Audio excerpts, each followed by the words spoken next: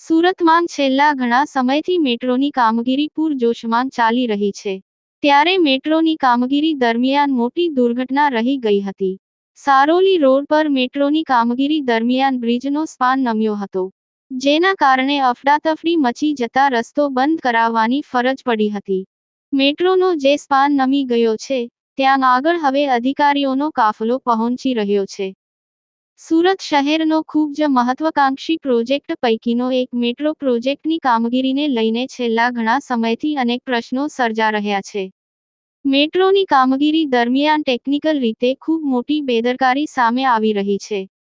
મેટ્રોનો જે સ્પાન છે તે એક તરફ નમી ગયો છે, તેના કારણે આ ગમે ત્યારે ધરાશાયી થાય તેવી શક્યતાઓ છે. સ્પાનના સળિયા છે તે પણ સ્પષ્ટ દેખાઈ રહ્યા છે. મેટ્રોની કામગીરી દરમિયાન બ્રિજનો સ્પાન નમતા આમ આદમી પાર્ટીના નેતા અને સુરત મહાનગરપાલિકામાં વિપક્ષના નેતા પાયલ સાકરિયાએ કહ્યું કે કરોડોના ખર્ચે કામગીરી ચાલી રહી છે, ત્યારે હલકી ગુણવત્તાવાળું મટીરીયલ વાપરવામાં આવતું હોવાના કારણે આ પ્રકારની સ્થિતિ સર્જાઈ છે.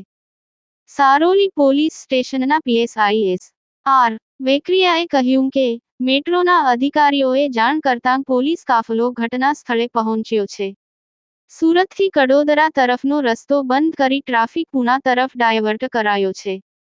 મેટ્રોની કામગીરી દરમિયાન સ્પાનમાં ટેકનિકલ ખામી થઈ હોવાની ચર્ચા છે. હાલ આ મામલે લોકોમાં મેટ્રોના કામમાં ભ્રષ્ટાચારની પણ બૂમો ઉડી રહી છે, ત્યારે ટેકનિકલ પાસાઓ સાથે તપાસ થશે તો વધુ માહિતી બહાર આવશે. જો કે જો મેટ્રો ચાલુ થયા બાદ આવી ઘટના થતે તો પરિસ્થિતિ વિચારવા જેવી છે. કેમેરામેન સાબિર અલી સૈયદ સાથે કાદિર શેખ, કર્તવ્ય ગુજરાત ન્યૂઝ, સુરત.